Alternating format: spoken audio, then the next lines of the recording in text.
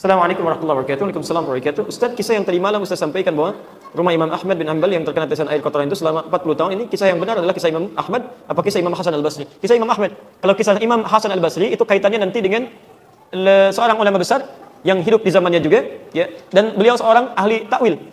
Ahli takwil. Jadi ada seorang ahli takwil yang sangat luar biasa, bisa menakwilkan mimpi, ya. Siapa yang kenal? Siapa? Ya. Bukan, kalau Yusuf itu nabi. Kalau Yusuf itu nabi. Taib. Ada seorang ahli takwil, ahli mimpi yang sezaman dengan Imam Hasan Al-Basri. Ibnu Sirin namanya. Ibnu Sirin. Kemudian Imam Hasan Al-Basri. Ini sezaman dengan beliau berdua. Ibnu Sirin ini seorang ulama besar juga, ahli takwil plus ahli hadis. Di antara hadis yang pernah beliau sampaikan itu diambil oleh Imam Muslim dalam kitabnya Sahih Muslim. Antum bisa temukan di jilid yang pertama. Dari 9 jilid syarah Imam An-Nawawi halaman 119, bab yang keempat, hadis nomor ke-6, posisi paling kiri sebelah atas, tentang babul isnad minaddin. Hadis pertama dari Ibnu Sirin. Taib. Hasan Al-Basri seorang ulama saleh, ya, kemudian hafal Quran, ahli juga dalam masalah fikih, tapi masya Allah beliau terkenal dengan nasihatnya. Ahli mau'izah. Jadi kalau sedang menyampaikan nasihat, itu masya Allah hadirin bisa larut dalam nasihat kebaikan, itu bisa 5 menit sekali, saking merasakan nasihatnya, 5 menit sekali bisa pingsan. 5 menit sekali. Jadi kalau mengatakan misalnya Alhamdulillahi Rabbil Alamin, segala puji hanya milik Allah Rabb semesta alam, itu diam sebentar, tiba-tiba pingsan. Karena beliau merasakan takut memuji Allah, tapi dalam kehidupannya selalu ingin dipuji. Katanya mengatakan segala puji hanya milik Allah, tapi ketika mengajar ingin mendapat pujian dari orang lain, ingin merasa yang paling baik, ingin mendapatkan pujian dari jamaah, takut, saking takutnya itu bisa sampai pingsan. Ketika mengatakan ittaqullah, bertakwalah kepada Allah, ayyuhan nas ittaqullah, diam sebentar, pingsan. Karena takut mengatakan pada orang tingkatkan takwa kepada Allah, sementara dirinya belum dinilai takwa oleh Allah Subhanahu wa taala. Itu Imam Hasan Al-Basri. Ya, itu saya luar biasa belum bisa sampai seperti itu. Ya, dan repot juga kalau saya 5 menit sekali pingsan, antum yang repot, oke? Ini Hasan Al-Basri. Ya. Tapi ini yang paling menarik kaitan dengan materi kita. Hasan Al-Basri punya perbedaan pendapat dengan Ibnu, yang karena perbedaan pendapat itu kemudian melahirkan sikap yang tidak nyaman dalam kesehariannya. Jadi ini tidak pernah mengunjungi ke sini, ini tidak pernah mengunjungi ke sini. Karena Ibnu Sirin kadang-kadang kalau berpendapat fikih itu terlalu longgar. Longgar, ya. Pernah beliau mengatakan, orang sakit kan boleh rukhsah untuk tidak puasa. Faman kana minkum maridha, Al-Baqarah 184. Tiba-tiba satu kali beliau tidak puasa, padahal sehat. Ditanya oleh orang, Anda kok gak puasa? Kan Anda sehat. Tidak, saya sakit, saya barusan ngiris bawang, kemudian tergores berdarah, kan sakit nih katanya. Nah, itu ada sifat nyeleneh yang tidak disukai oleh Imam Hasan Al-Basri. Sampai kemudian beliau bertobat dalam kekurangan-kekurangannya. Tapi yang paling menarik, ini yang mau saya sampaikan. Tolong catat betul peristiwa ini ya. Catat betul ini. Allah tidak menyukai sengketa di antara manusia. Anda kalau punya masalah, pasti akan diberikan oleh Allah satu kejadian yang memberikan peluang kepada Anda untuk rujuk kembali dalam kebaikan. Itu pasti itu. Kalau Anda mendapatkan peluang itu, cepat ambil dan selesaikan. Karena belum tentu mendapatkan peluang yang sama di masa yang akan datang. Selesaikan. Yang paling menarik, tiba-tiba Imam Hasan Al-Basri itu bermimpi. Mimpinya ada di sebuah kandang binatang, kandang kambing. Beliau bertelanjang dada, kemudian memegang tongkat begini. Karena beliau, mohon maaf, walaupun ulama besar, memiliki keterbatasan dalam pemahaman itu, hanya bertanya-tanya, ini saya mimpi ini apa maksudnya? Berulang-ulang mimpi ada di dalam kandang kambing, telanjang dada, kemudian memegang tongkat seperti ini. Akhirnya diutuslah muridnya untuk bertanya kepada ini Ibnu Sirin. Sampaikan pada muridnya, datanglah kamu kepada Ibnu Sirin, sampaikan ada seseorang bermimpi seperti ini, tapi jangan katakan saya yang mimpi. Lihat kalimatnya, sampaikan pada Ibnu Sirin, ada seseorang bermimpi seperti ini, tapi jangan katakan saya yang mimpi. Ketika disampaikan hajatnya, ada seseorang mimpi seperti ini, maka bagaimana maksudnya ya guru? Kata Ibnu Sirin, tolong sampaikan pada guru Hasan Al-Basri itu, kalau mimpi jangan katakan orang lain yang mimpi. Lihat. Apa yang terjadi? Tiba-tiba kaget muridnya ini, disampaikan pada gurunya. Wahai guru, ini kata Ibnu Sirin begini katanya. Kaget Hasan Al-Basri, kemudian disitulah kemudian Allah lembutkan langkahnya, ringankan untuk melangkah kepada tempatnya Ibnu Sirin. Datanglah ke situ. Dari peristiwa itu tiba-tiba ada tegur sapa. Ada salaman, bukankah dengan salaman menggugurkan dosa-dosa kecil yang ada sebelumnya? Ma min muslimaini yaltaqiyani fayatasafahani illa ghufira lahum ma qabla an yatafarraqa. Tidaklah dua orang muslim bertemu dimanapun, kapanpun, kemudian dia bermusafahah, cair suasana, kecuali sebelum berpisah diampuni semua dosa kecil yang melekat di antara keduanya. Dosa gugur. Tapi utang tidak ya, hati-hati. Utang tidak. Antum salaman, utang tetap belum lunas. Nah, ketika sampai di situlah kemudian beliau bertanya. Pertanyaan pertama, dari mana Anda tahu kalau yang mimpi itu saya bukan yang lain? Kata Ibnu Sirin, karena mustahil ada orang di kampung ini yang bisa mimpi seperti itu, melainkan pasti Anda. Masuk ke kandang kambing menandakan kesederhanaan dalam kehidupan. Anda itu Masya Allah, orang terkenal, mungkin bisa dekat dengan penguasa, bisa dapat fasilitas apa saja, bisa mengikuti fatwa mereka, tapi Anda memilih hidup dalam kesederhanaan, dengan penampilan seperti ini.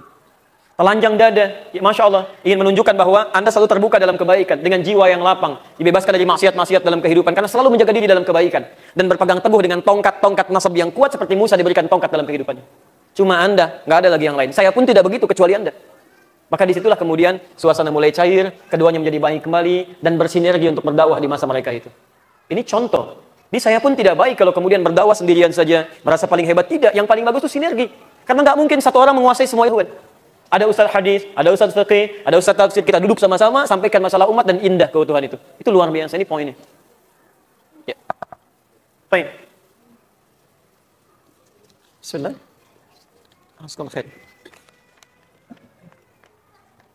Masya Allah, ini diketik ya, diniatkan betul luar biasa.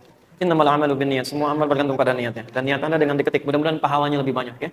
Masya Allah. Ada pahala ngetiknya, pahala ngeprintnya, pahala plus dengan nyobeknya. Baik. Waalaikumsalam warahmatullahi wabarakatuh. Ustaz, pertanyaan saya sedikit panjang. Minggu depan saya akan ujian skripsi. Setelah ujian maka ada proses revisi hingga disahkannya skripsi saya dan terbitlah surat keterangan lulus. Masya Allah. Ada aturan jika sebelum Februari SKL terbit, maka uang kuliah semester ini yang telah dibayar pertengahan Januari lalu bisa ditarik kembali. Masya Allah. Masalahnya kini petugas jurusan yang menerbitkan SKL tersebut akan membantu semua mahasiswa yang ujian skripsi minggu depan dengan menerbitkan SKL mereka langsung setelah ujian selesai. Padahal ini bukan atas kehendak saya sehingga kami bisa langsung mengambil uang kuliah kami kembali. Bagaimana hukumnya uang yang saya terima itu Ustaz? Haramkah karena telah melanggar prosedur yang ada? Pertama, segala sesuatu yang melanggar aturan itu ada nilai maksiat di situ. Nggak boleh dilakukan. Itu salah. Dan turunan-turunannya menjadi tidak berkah. Turunan-turunannya menjadi tidak berkah. Tapi problemnya, apa yang harus Anda lakukan sementara ini belum terjadi? Bisa kita kerjakan, bisa kita sikapi. Ya. Quran surah ke-16 ayat 126 misal. Ini poin pertama. Sudah? Kemudian Quran surah ke-6 ayat 153. Saya mulai dari Quran surah ke-6 ayat 153 dulu ya. Inna hadza siratal mustaqim fattabi'uhu wa la tattabi'us subul. Ya, ini jalanku yang lurus, yang benar. Kejujuran itu bagian dari petunjuk Allah Subhanahu wa taala. Keadilan menempatkan sesuatu sesuai dengan tempatnya bagian dari petunjuk Allah Subhanahu wa taala. Maka jangan langgar aturan Allah. Ketika Anda langgar, keberkahan pasti tidak akan turun. Termasuk dalam harta benda. Ya. Misal Allah telah tetapkan kepada Anda, rizki Anda itu sudah diatur, sudah disiapkan, ada, nggak mungkin tertukar. Quran surah ke-51 ayat ke-22, posisi paling kanan di pertengahan agak sedikit ke bawah. Wa fis samaa'i rizqukum wa ma tu'adun. Dan rizki kalian sejak diciptakan saya sudah tetapkan di langit kata Allah. Diatur, tidak akan tertukar. Jadi Anda tidak perlu mengambil punya orang lain, punya Anda sudah ada. Nggak ada kerjaan Anda mengambil punya orang. Ketika Anda mengambil punya orang lain, maka resikonya adalah harta itu akan dikembalikan pada orang dimaksud plus Anda pun mendapatkan ketidakberkahan dalam kehidupan. Ini poinnya. Maka apa yang terjadi dengan sikap seperti ini? Kalau ada yang demikian terjadi, maka pertama pegang teguh dengan aturan. Bagaimana cara memegang teguhnya? Kalimatnya di situ berbentuk jamak. Fattabi'u, maka ikuti oleh kalian bersama-sama, maka kumpulah dengan teman-teman. Jangan sendirian. Kumpul dengan teman-teman, sampaikan bahwa uang ini milik kita, baik sekarang ataupun besok, tentu kalau diberikan akan milik kita juga. Nggak ada bedanya sekarang dengan besok. Maka jangan sampai kita melanggar aturan, mari kita diskusikan. Caranya apa? Berdialog. Ayat ke-125-nya. Ud'u ila sabili rabbika bil hikmah. Datang dengan hikmah. Jangan dicela. Karena mungkin orang ini tadinya niatnya baik. Saya ingin dahulukan supaya mungkin punya biaya, mudah untuk menyelesaikan program skripsinya dan sebagainya. Niatnya baik, cuma dilakukan dengan cara yang keliru.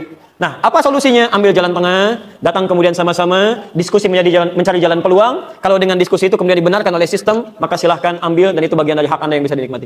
Semoga Allah Subhanahu wa taala memberikan kemudahan dalam prosesnya. Baik. Apa hukumnya kunut yang dikerjakan setiap subuh? Baik, Anda berbicara hukum, berarti saya mesti jelaskan turunan hukum. Ingat bedakan ini ya, ada hukum dan sikap hukum, itu beda.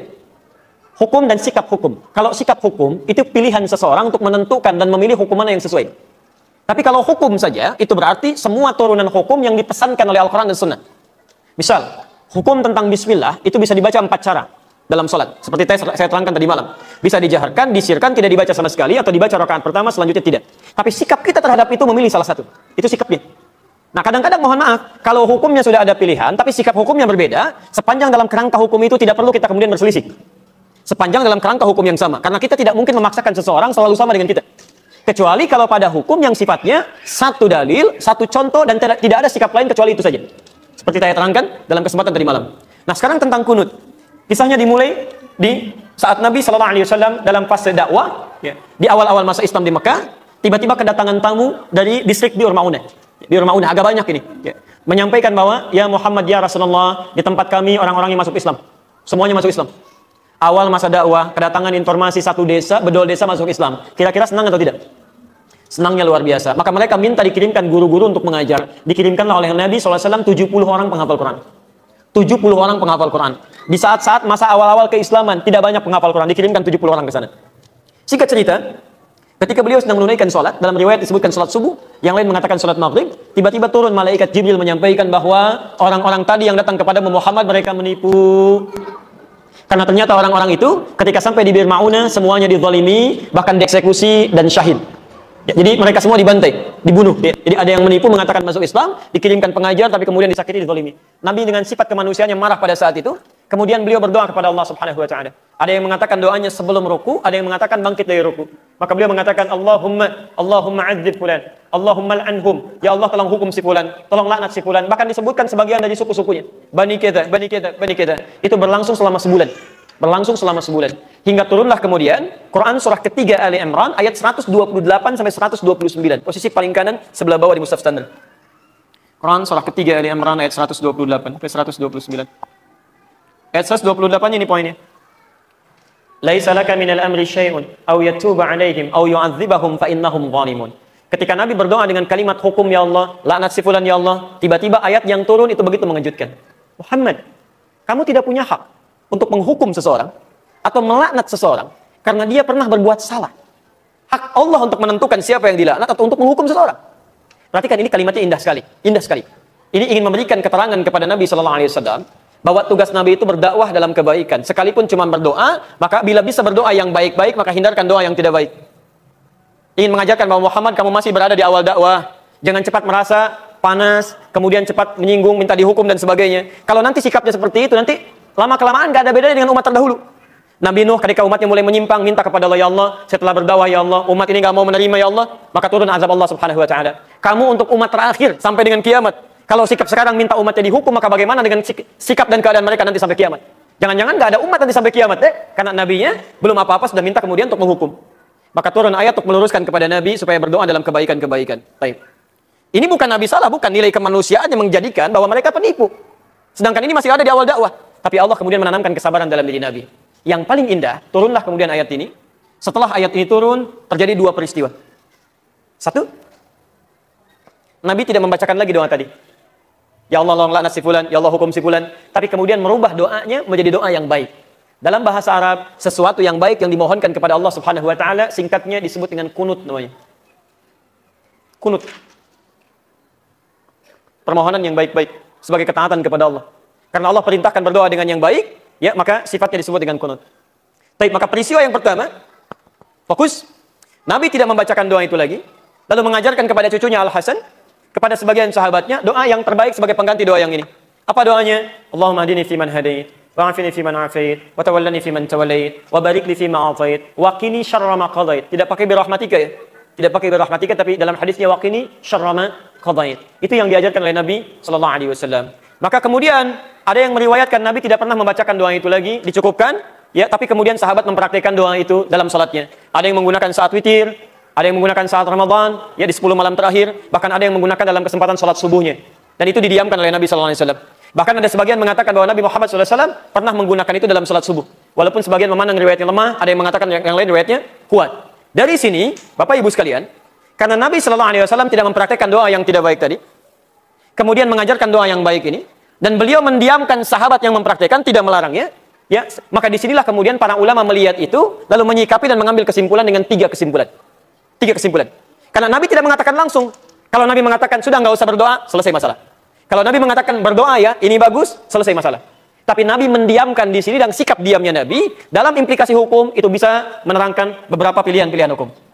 Maka Imam Abu Hanifah mengatakan, karena Nabi sebelumnya tidak baca doa, dan setelah itu pun beliau tidak baca doa lagi, setelah turun ayat tadi, maka beliau menyimpulkan tidak ada doa kunut itu. Makanya saat subuh tidak perlu membaca doa kunut, selesai. Imam Abu Hanifah. Imam Malik, Imam Syafi'i menyimpulkan, Nabi SAW baca doa. Doa ini diganti oleh Allah untuk yang baik-baik. Dan kemudian diajarkan oleh Nabi pada sahabat, sahabat membacakan, Nabi tidak melarang. Ini artinya itu pun dibenarkan kalau dibacakan. Maka dari itulah Imam Syafi'i, Imam Malik mempraktikkan doa kunut ini. Imam Malik membacakan sebelum ruku, Jadi begitu membaca surah di rakaat yang terakhir dalam sholat subuh, itu Imam Malik mempraktikkan kunut, tapi kunutnya nggak jahar, sir. Makanya setelah baca surat agak lama, itu sedang baca kunut dalam subuh. Imam Syafi'i memilih riwayat yang setelah ruku. Ruku tidak, sami Allahu liman hamidah, Rabbana walakal hamd, lalu membacakan ini dalam subuhnya. Plus Imam Syafi'i, Allahumma hdini fiman hadait, dan seterusnya. Imam Ahmad bin Hanbal mengambil jalan tengah.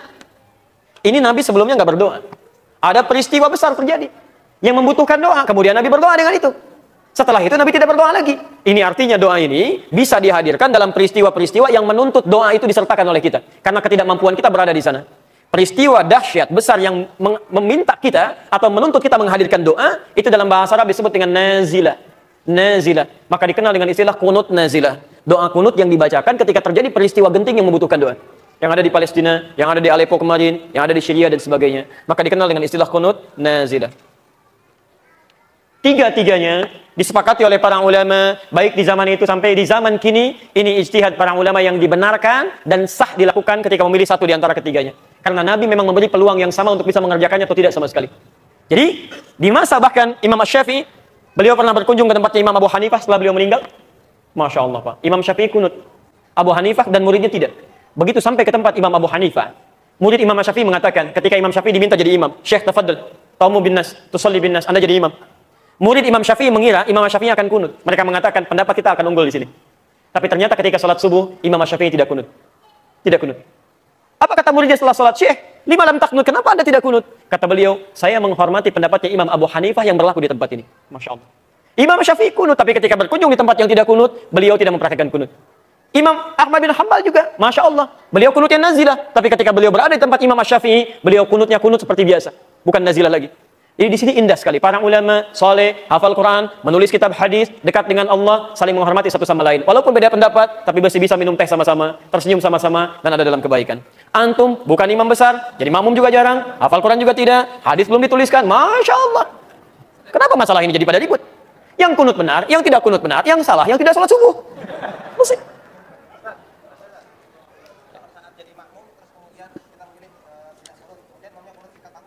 Baik, ini pertanyaan selanjutnya sama di sini ya dengan kertas. Baik. Nah, sekarang selesai sederhana. Jika imamnya kunut, antum ikut kunut. Mengaminkan, selesai.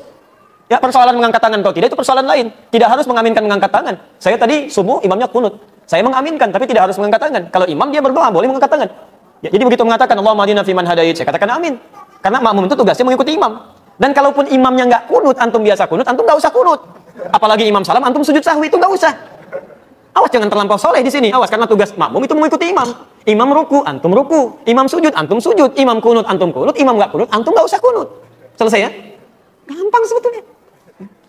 Wah, apa? Yang salah, yang tidak? Kita sepakat di situ. Baik. Saya dulu di Tripoli dapat kunjungan dari ketua PBNU dulu. Datang, ya, mengatakan, alhamdulillah katanya Ustaz. Di Indonesia sekarang NU dan Muhammadiyah sudah kompak. Subuhnya nggak pakai kunut gitu ya. Masya Allah saya bilang. Bisa begitu? Iya, karena nggak pada ke masjid semuanya, masing-masing.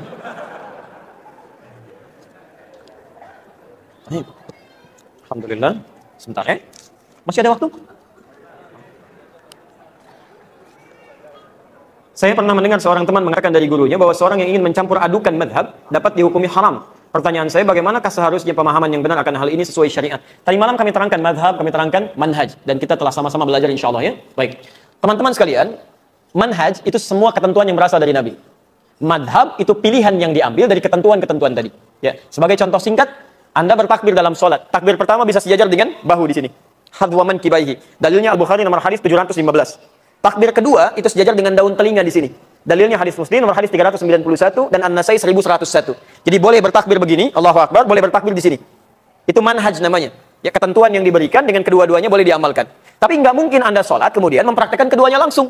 Begitu takbir, saya ingin sempurna sholatnya dalam takbir yang diajarkan oleh Nabi. Semuanya mau saya lakukan supaya pahalanya makin banyak. Allahu Akbar, misal ya. Baik. Jangankan Anda mik aja sampai kaget jatuh, gitu kan? Itu nggak tepat. Anda lakukan Allah, itu nggak bisa, nggak ada. Yang mesti Anda kerjakan dan mungkin dikerjakan, pilih salah satu. Imma Anda sejajar dengan bahu atau sejajar dengan daun telinga. Nah, ketika Anda memilih salah satu itu disebut dengan madhab, pilihan yang ada. Nah, teman-teman sekalian, pilihan-pilihan ini itu kadang-kadang disampaikan oleh Nabi ada yang ilatnya. Ilat itu sebab pilihan turun berdasarkan kondisi-kondisi tertentu. Misal, ada kondisi darurat, ada saat safar. Saat safar antum boleh kosor kan? Dari yang 4 rakaat jadi 2 rakaat kan? Makanya salat sunnahnya ditiadakan di sini. Baik. Awas, hati-hati ya, hati-hati. Antum terbiasa salat sunnah misalnya, kemudian antum safar. Antum qasar misalnya kan, yang 4 jadi 2 rakaat. Kesempatan masih lenggang, ada peluang salat sunnah misalnya. Masih boleh salat sunnah? Halo? Oh, ya nggak usah, jangan terlampau soleh. Awas, nggak usah dikerjakan. Nggak usah, yang fardu aja antum turunkan jadi 2, 4 jadi 2. Kenapa antum tambah dengan sunnah lagi? Saat Anda tidak mengerjakan salat sunnah itu, pahala salat sunnahnya sudah dituliskan. Itu hadisnya sahih di Al-Bukhari. Idza maridul abdu aw safar kutiba lahu mithla ma kana alaihi muqiman sahihan. Kalau seorang hamba punya uzur, bahkan dia safar tidak mengerjakan amalan rutinnya, yang 4 jadi 2, yang sunnah nggak dikerjakan, itu pahala konsistensi amalan sebelumnya sudah dituliskan walaupun tidak dikerjakan. Nah, kadang-kadang orang safar ini bacaan-bacanya dipendek. Doa istiftah atau iftitah itu ada 12 doa. Dari yang paling panjang sampai yang paling pendek. Yang panjang misalnya, yang wajah tu wajhiya lilladzi fataras samawati wal arda dan seterusnya, itu di hadis Muslim nomor hadis 1848 dari Ali bin Abi Thalib. Ada yang baca Allahumma ba'id baini wa baina khataayaya di Al-Bukhari nomor hadis 711. Tapi ada juga yang pendek. Allahu akbar kabira, alhamdulillahi katsira, subhanallahi. Ada yang a'udzubillahi samil alim minasyaitonir rajim. Ada yang subhanadzil mulki wal malakut wa izzati waz jabarut. Ya. Baik, dalam keadaan antum terburu-buru, safar, darurat, Anda bisa memilih yang paling pendek. Duduk di antara 2 sujud misalnya. Kan bacaannya ada yang panjang sampai 7 bacaan. Rabbik firli, warhamni, wajburni, warfa'ani dan seterusnya. Tapi ada pilihan yang pendek. Rabbik firli, pendek. Ini dibacakan karena bergantung situasi yang ini, darurat. Yang jadi masalah, yang dilarang itu adalah ada orang yang dalam kondisi normal sengaja mengambil campur adukan mazhab dicampur adukan, yang ini ngambil yang ini untuk ringannya saja supaya cepat menuntaskan sholat. Takbirnya nggak usah tinggi-tinggi, pendek aja. Allahu akbar. Ya, subhanadzil mulki wal jabarut wal izzati wal jabarut. Itu baca surat yang paling pendek. Ya, inna a'tainakal kautsar, fasholli rabbika wanhar, nasyani'aka wal abtar. Kemudian dia ruku, subhana rabbiyal azim wa bihamdi, sami'allahu liman hamidah, subhana rabbiyal a'la, rabbik firli. Pengen cepat selesai. Allahu akbar. Salat 23 rakaat 7 menit. Allahu akbar, Allahu akbar, Allahu akbar, Allahu akbar. La haula wala quwwata illa billah. Ini yang disebut dengan talfiq namanya. Talfiq. Mencampur adukan mazhab-mazhab yang ada hanya untuk mengambil keringanan-keringanan supaya nyantai dalam ibadah tapi tidak khusyuk dalam menunaikannya. Ini yang haram. Tapi kalau Anda misalnya mengambil pendapat terkuat yang Anda pandang kuat untuk diamalkan dalam keseharian, itu boleh. Boleh.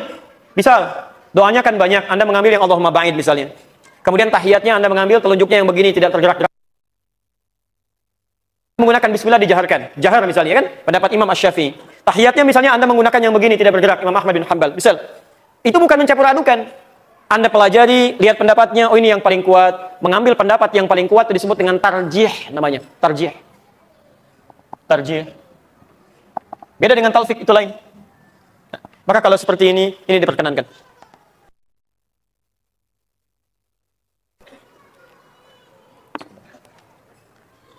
Kita berhenti paling maksimal setengah 12 ya, karena saya harus ke Polda ini sebentar lagi. Sekarang banyak orang bersalaman dengan apa ini? Ini mohon maaf ya, bukan tulisannya yang tidak jelas, saya yang kurang bisa membaca dengan baik ya. Baik. Saya simpan sebentar ya. Tulisan jelas.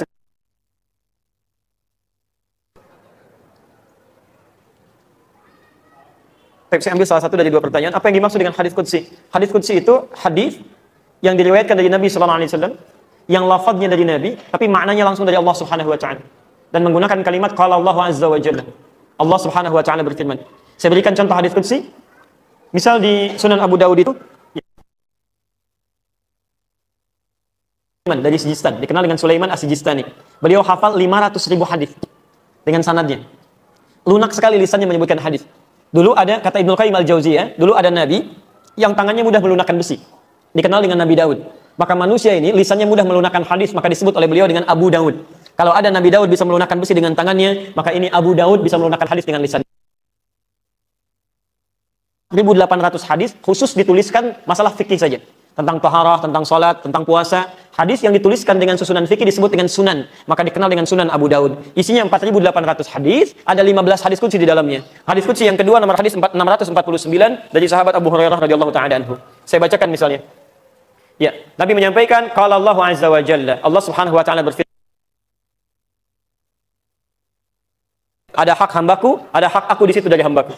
Nah, ketika kalimat hadis yang mengatakan qala Allahu azza wa jalla, Allah berfirman, menyampaikan kalimat, lafaz yang disampaikan oleh Nabi, maknanya dari Allah, itu yang disebut dengan hadis qudsi.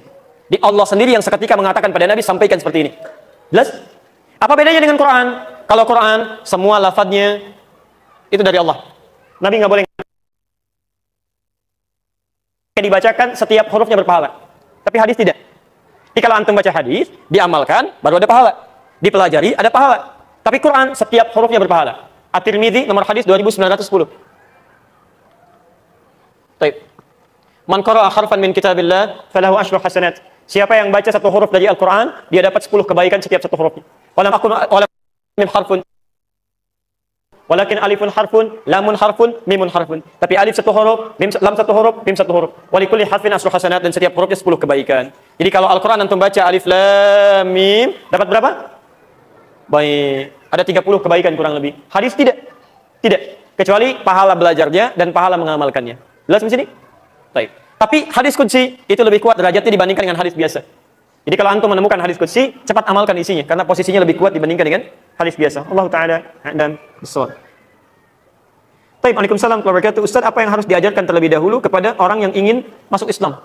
Baik. Pertama, hadis riwayat Muslim, nomor hadis yang ke-8, jilid pertama, Kitabul Muqaddimah, posisi paling kiri sebelah atas dari Abu Hurairah. Mana penghapusnya? Baik. Jazakallahu khair. Untuk antum, hadis riwayat Muslim, nomor hadis 1893. Masya Allah. Man dalla ala khairin falahu ajruhu mithla ajri fa'ilihi min ghairi an yankusa min ajri syai'. Siapa yang menunjukkan pada kebaikan, memfasilitasi kebaikan, dia mendapat pahala yang sama dengan yang mengerjakan tanpa dikurangi sedikit pun. Antum yang ngapus, insya Allah dapat pahala yang sama dengan menulis tanpa dikurangi sedikit pun. Masya Allah. Karena itu supaya dibagi-bagi, saya nggak nulis dulu sebentar ya. Sebentar, supaya kita tahan. Hadis Muslim nomor hadis yang ke-8. Taib babul muqaddimah. Kalau nggak punya hadis Muslim, kitab Muslim cari di Al-Arba'in. Itu lebih singkat, 42 hadis. Hadis nomor kedua, hadis Jibril. Taib. Perhatikan kalimatnya. Malaikat Jibril, singkatnya dari Umar bin Khattab radhiyallahu taala anhu. Datang kepada Nabi Muhammad SAW menyamar jadi manusia. Kata Umar, "Bainama nahnu julusun 'inda Rasulillah." Ketika kami sedang duduk-duduk santai bersama Rasulullah SAW. Antum bayangkan sahabat itu, orang-orang baik dekat dengan Nabi, dalam keadaan santainya pun ingin ngobrol santai, yang dicari orang baik. Itu manhaj kita. Jadi kalau Anda ingin bergaul dengan siapapun di kantor, bertetangga dan sebagainya, cari orang baik. Karena orang baik itu dalam candanya saja pasti ada manfaatnya. Kalau orang tidak baik, jangankan candanya, seriusnya pun bisa bermasalah. Bisa bermasalah dia. Maka mereka mencari Nabi SAW, duduk dengan Nabi. Tiba-tiba, ittala alaina rajulun syadidu bayadi thiyabi. Tiba-tiba datang seorang laki-laki di hadapan kami, pakaiannya putih bersih. Syadidu sawadi sa'ari, rambutnya hitam mengilat. La yura alaihi atharus safari, tidak nampak di wajahnya bekas-bekas capek perjalanan. Wala ya'rifu minna ahadun, dan kami enggak kenal siapa dia. Fajalasa ila Nabi sallallahu alaihi wasallam. Maka tiba-tiba dia datang duduk di depan Nabi sallallahu alaihi wasallam. Fa asnada rukbatayhi, kemudian merekatkan lututnya ketemu dengan lutut Nabi sallallahu alaihi wasallam. Wa wada'a kaffayhi ala fakhidaihi, meletakkan telapak tangannya di pahanya. Faqala, lantas dia mulai bertanya. Ini jawaban yang tadi dimaksudkan. Mal Islam, Muhammad mal Islam. Ya Muhammad, apa yang harus diajarkan tentang Islam pertama kali? Apa itu inti keislaman? Jadi kalau Anda ingin belajar tentang Islam, ingin mendalami tentang Islam, maka hadis ini menunjukkan kepada kita pokok-pokok keislaman. Jadi jangan sampai masuk Islam belajar yang tinggi-tinggi dulu, tidak. Ini dulu poinnya.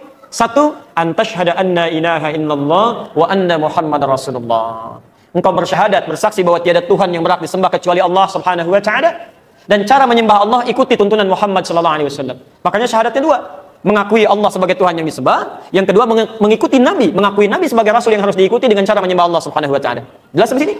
Nah, karena itu kalau ada seseorang misalnya mau masuk Islam, pertama syahadatkan dulu. Langsung aja, nggak usah banyak pembukaan ya.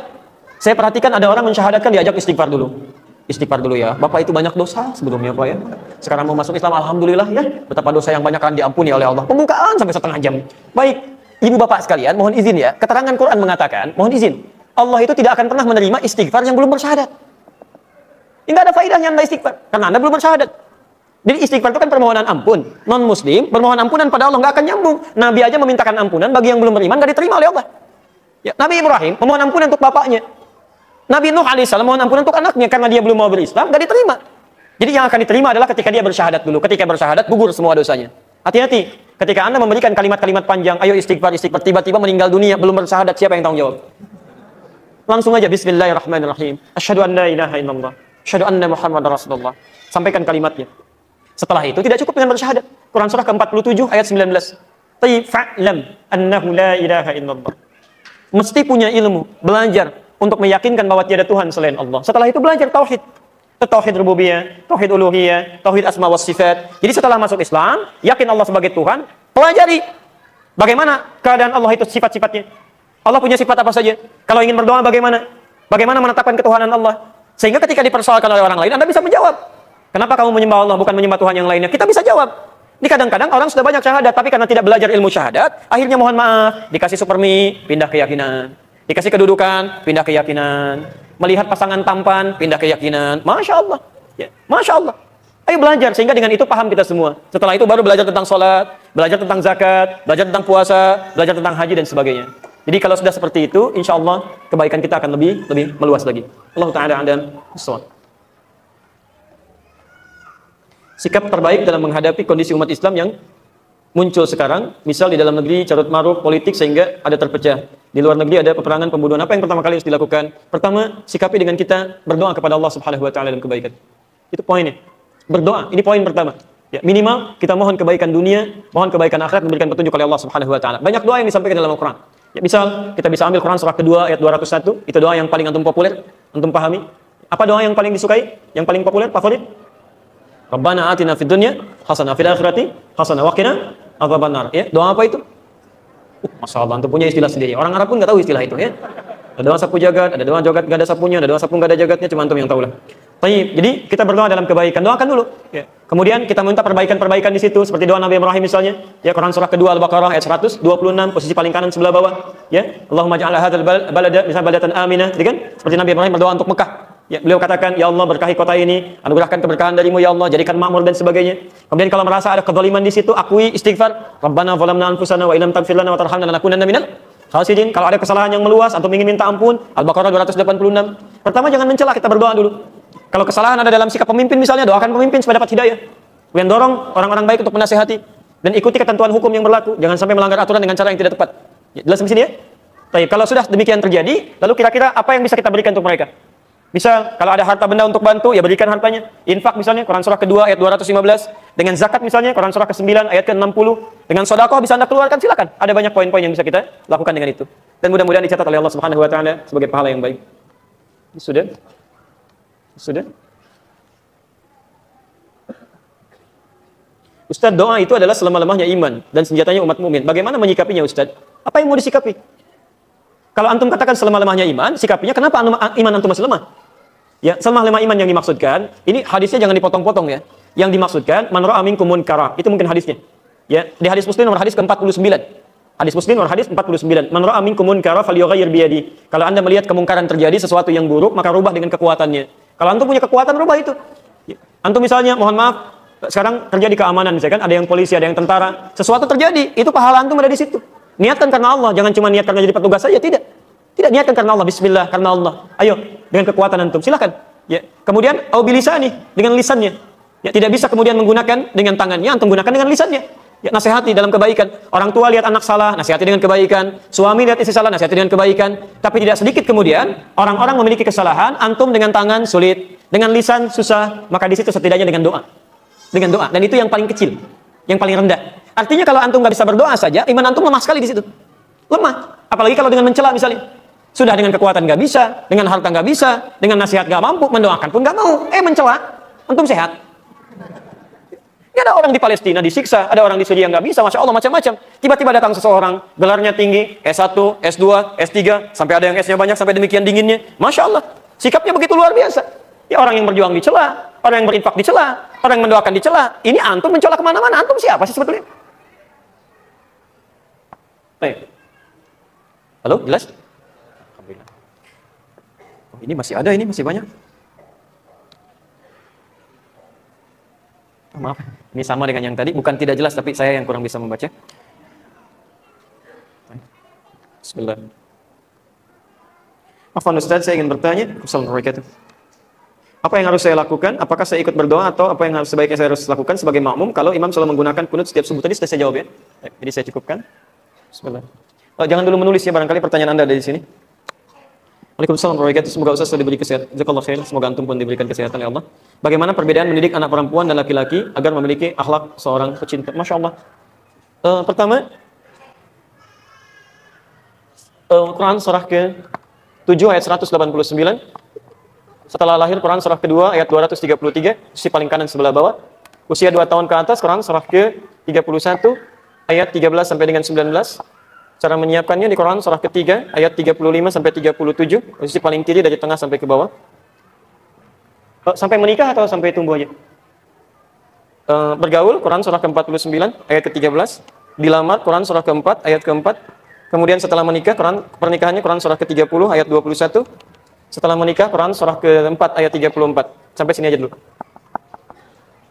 Baik, sekarang perhatikan teman-teman sekalian. Bagaimana menyiapkan anak supaya dia dekat dengan Allah, disayang Allah, dan menjadi pecinta kebaikan-kebaikan. Pertama, ada teori umum yang tidak membedakan antara laki-laki dengan perempuan. Pertama, dalam fase kandungan, itu siapkan. Sejak mulai dalam kandungan. Bagaimana cara menyiapkannya? Berbanyak doa kepada Allah. Supaya anak yang dikandung ini bisa lahir dalam keadaan baik, soleh, dan dekat dengan Allah Subhanahu wa Ta'ala. Doanya ada di ujung Quran surah ke-7 ayat 189. Yang berdoa bukan cuma istri yang mengandung, tapi suami istri. Ya. Da'awallaha rabbahuma la in ataitana salihah lanakunanna minasyakirin.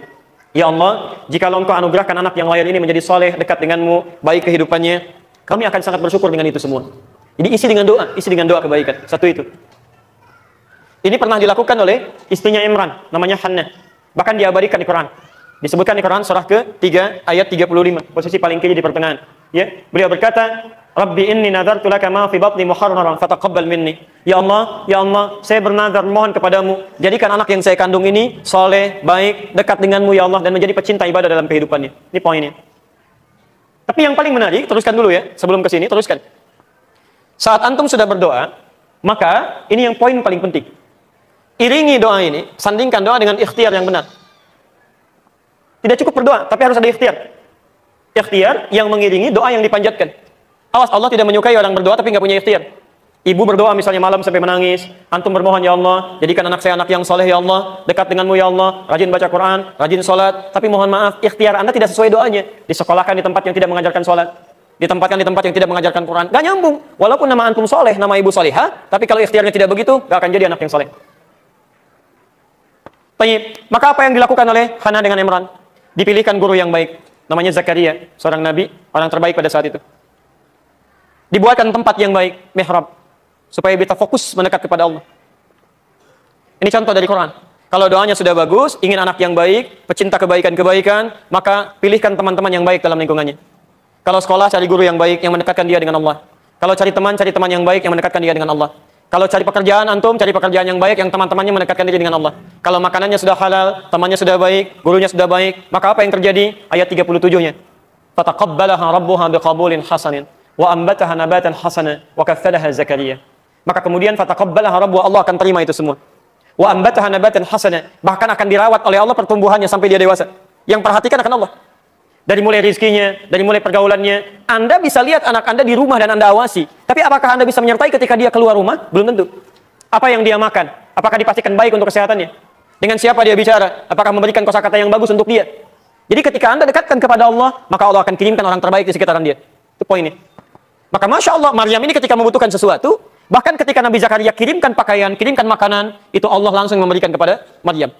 Kullama dakhala 'alaiha Zakaria al-mihraba wajada 'indaha rizqa. Setiap Nabi Zakaria memberikan kebutuhan Maryam, sudah ada di tempat Maryam. Mau ngirim pakaian, ada pakaian. Ngirim makanan, ada makanan. Sampai kaget, ya Maryam anna laki hadha? Maryam, dari mana semua ini? Qalat huwa min 'indillah. Ini semua dari Allah. Makanya orang tua yang menyiapkan kebaikan-kebaikan seperti ini, itu pasti anak keturunannya akan lebih baik dibanding orang tuanya. Sekarang perhatikan, Imran orang soleh. Sampai namanya disebutkan di Quran. Istrinya Hannah orang soleh. Tapi begitu melahirkan, punya anak namanya siapa? Tahu dari mana? Ayat ke-36-nya. Falamma wada'at saqalat rabbi inni wada'tuha untha. Ketika dilahirkan anaknya, yang lahir perempuan, padahal pengennya laki-laki. Yang lahir perempuan. Awas, anak keturunan itu hak prerogatif Allah Subhanahu wa taala. Terserah Allah. Karena begitu diberikan keturunan, keturunan itu akan diberikan sifat oleh Allah untuk menyempurnakan kekurangan kedua orang tuanya. Antum berharap laki-laki, kata Allah jangan laki-laki, perempuan. Dengan perempuan ini sifat orang tua kemudian jadi lebih sempurna, lebih baik lagi. Ya, karena itu ada yang berharap laki-laki, keluar perempuan. Ada yang berharap perempuan, keluar laki-laki. Ada yang ingin cepat, jadi lambat. Ada yang ingin lambat, jadi cepat. Masya Allah, hak Allah.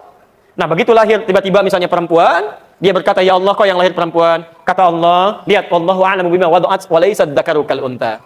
Allah lebih tahu maslahat kelahiran anak ini. Hei, perempuan pun punya keistimewaan yang tidak dimiliki oleh laki-laki. Jadi ini nggak ada bedanya. Baik laki-laki atau perempuan, tugas orang tua merawat dia dengan baik sebagai titipan Allah. Yang paling penting, wa inni sammaituha Maryam. Saya beri nama dia dengan Maryam. Ini poinnya. Cari nama yang baik. Nah, sekarang perhatikan. Imran, Maryam, ibunya Hannah. Ketika melahirkan Maryam, Maryam lebih baik dibandingkan dengan ibunya. Ibunya tidak disebutkan namanya, Maryam disebutkan namanya. Bahkan jadi surat di Quran, surah ke-19. Ibunya mengandung, melahirkan, ada bapak. Maryam mengandung, melahirkan tanpa disentuh laki-laki manapun. Bahasa Qurannya bukan tidak ada bapak, tanpa disentuh laki-laki manapun. Ya, kalau yang mengandung, melahirkan tanpa ada bapaknya itu banyak. Tapi mengandung, melahirkan tanpa disentuh laki-laki manapun, itu cuma Maryam. Dan ibu ingat kaidahnya ya, kalau di Quran disebutkan peristiwa, khusus menimpa dan disebut menimpa pada seseorang dan disebutkan namanya, itu artinya peristiwa itu tidak akan terjadi lagi di masa depan. Cuma itu saja. Tapi kalau disebutkan inisialnya atau gelarnya, itu artinya peristiwa itu akan terjadi lagi di masa yang akan datang. Dengan tokoh dan zaman yang berbeda. Fir'aun itu bukan orangnya, tapi inisialnya. Sekarang pun akan ada orang-orang yang bersikap seperti Fir'aun. Bagaimana menyikapinya? Dakwah Musa dan Harun kepada Fir'aun. Tapi Maryam tidak ada lagi. Jelas sampai sini? Baik. Sekarang Maryam lahir, melahirkan siapa? Isa. Masya Allah. Maryam Nabi bukan? Bukan. Rasul bukan? Bukan. Isa Nabi bukan? Nabi. Rasul bukan? Rasul. Isa lebih baik daripada Maryam. Lebih baik daripada Imran. Jadi kalau antum orang tua ingin menyiapkan generasi, lebih harus baik dibandingkan 3. Kalau anda belum hafal Quran, anaknya mesti jadi penghafal Quran. Anaknya penghafal Quran, cucunya penafsir Quran, cicitnya hafal hadis. Harus lebih baik, itu manhaj Quran begitu. Tantangan kita di masa depan, anak-anak kita itu lebih daripada kita sekarang. Mesti lebih hebat. Masya Allah, kan enak tuh di keluarga. Ada masalah begini, ayatnya apa ya? Nah, sini, ayatnya apa? Begini. Cucu, tafsirnya begini. Cicit hadisnya begini. Alhamdulillah, beres. Masya Allah. Alhamdulillah. Baik, lihat. Hapus yang itu ada pahalanya. Yang ini gugur pahalanya. Jangan dulu dihapus. Teman-teman, bagaimana mewujudkan ini semua? Belum selesai. Maka ketika dilahirkan, berikan makanan yang Allah langsung berikan kepada kedua orang tua ini dengan makanan yang sangat halal. ASI. Quran surah 2 ayat 233. ASInya. Masya Allah. Wal walidatu yurdi'na auladahunna. Tolong fokus ya. Fokus. Wal walidatu, dan hendaknya perempuan yang baru melahirkan itu. Yurdi'na auladahunna. Konsentrasi untuk bisa menyusui anaknya saja. Ya, haulaini kamilaini. Kalau memungkinkan 2 tahun yang sempurna berikan ASI. Ini makanan terhalal pertama yang dianugerahkan oleh Allah pada seorang ibu untuk anaknya. Ini Masya Allah, maksimalkan. Ini perintah Quran. Jadi kalau ibu ada ASI, jangan berikan pada yang lain. Anak ibu bukan anak sapi. Baik ya, jadi berikan susu ibunya, bukan susu sapi. Ya, berikan ASI. Ini yang terbaik. Dan telah banyak penelitian mengatakan bahwa di balik ASI itu banyak manfaat-manfaat yang sangat besar.